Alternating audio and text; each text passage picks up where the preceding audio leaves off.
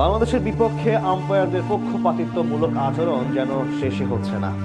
জাসপ্রীত বুমরাহদের সাথে পাকিস্তানকে ফাইনাল খেলানোর জন্য আজ বেশ কিছু অবাক করার মতন সিদ্ধান্ত দিয়েছে ম্যাচ অফিসিয়ালরা। নিশ্চিত আউট, ওয়াইড কোনোটাই দেয়নি তাসকিনদের। আবার উল্টো কিছু দেখা গেছে পাকিস্তানের ক্ষেত্রে।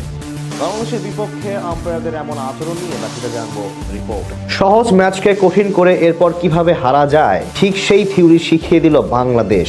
পাকিস্তানের বিপক্ষে অদ্ভুতভাবে ম্যাচ হেরে টুর্নামেন্টের আনুষ্ঠানিক যাত্রা শেষ করলো লাল সবুজ প্রতিনিধিরা। সেখান থেকে আজ জাকের আলীদের পারফরমেন্সের বেহাল পরিস্থিতি লুকানোর কিছুই নেই, কিন্তু আম্পায়াররা যেটা করেছেন সেটাও নিশ্চিতভাবে কাম্য নয়। জাসপ্রীত বুমরাহদের সাথে শাহিন শাহ আফ্রিদিদের ফাইনাল আয়োজনের লক্ষ্য বাস্তবায়ন করতে একের পর এক ভুলভাল সিদ্ধান্ত দিয়ে বাংলাদেশকে রীতিমতো কোণঠাসা করে ফেলার চেষ্টা করেছিলেন তারা। কখনো নিশ্চিত আউটকে নট আউট দেওয়া, কখনো আবার হোয়াইট বলকে বৈধ বলে ঘোষণা দেওয়া। সব মিলিয়ে ম্যাচ অফিসিয়ালদের কাণ্ড ছিল এক প্রকার রহস্যজনক। এবার এশিয়া কাপ জুড়ে বেশ কয়েকটি ম্যাচে আম্পায়ারদের নিয়ে অভিযোগ ছিল বাংলাদেশ দলের। একাধিকবার দেখা গেছে অদ্ভুত সব সিদ্ধান্ত দিয়ে বিতর্ক সৃষ্টি করতে লিটনদের বিপক্ষে, যেমনটা চোখে পড়ে গত ম্যাচেও। সেই ধারাবাহিকতা বজায় ছিল আজকে পাকিস্তানের বিপক্ষে লড়াইয়েও। নিজেদের ব্যবসায়িক পরিকল্পনা বাস্তবায়ন করতেই যেন এমন সব কাণ্ড করলো এসিসি।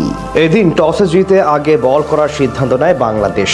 এরপর বোলারদের নৈপুণ্যে শুরু থেকেই চাপে পড়ে থাকে পাকিস্তানের ব্যাটাররা। শেষ পর্যন্ত 136 রান তুলে সালমান আলী আগার দল, কিন্তু সেই লক্ষ্য তারা করতে নেমেও যেন হাঁপিয়ে যায় বাংলাদেশ। কোনো প্রকার প্রতিরোধই গড়তে পারেনি তারা। এমন হতচ্ছাড়ি পারফরমেন্সের পাশাপাশি আম্পায়ারদের বিতর্কিত সব ঘটনাও অধিক পীড়া দেয় বাংলাদেশকে।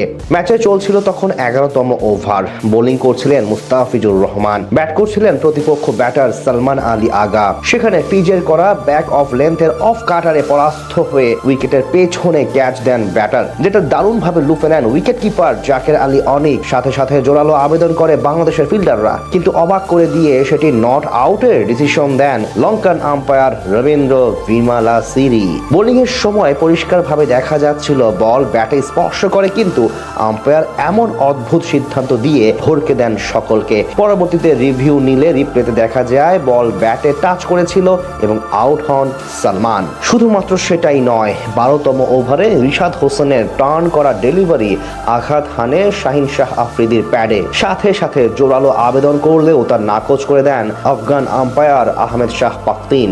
পরবর্তীতে রিপ্লেতে দেখা যায় বল ট্যাকিং ঠিক থাকলেও আম্পায়ার স্কলের কারণে বেঁচে যান এই পাকিস্তানি ব্যাটার। পরবর্তীতে এই শাহিন শাহ আফ্রিদির দুটি ছক্কার কারণে ম্যাচে ফেরে পাকিস্তান। না হয় 120-এর ভেতরেই আটকানো যেত তাদের এবং ম্যাচের ফলাফল অন্যরকম হওয়ার সম্ভাবনা ছিল। মূলত আম্পায়ার এবং এসিসি যেন চেয়েছিল আজ বাংলাদেশ ম্যাচ হেরে টুর্নামেন্ট থেকে বাদ পড়ে যাক এবং হার্দিক পান্ডিয়া ও শাহিন শাহ আফ্রিদিদের মধ্যে ফাইনাল অনুষ্ঠিত হোক, এবং সেটাই তো হয়েছে।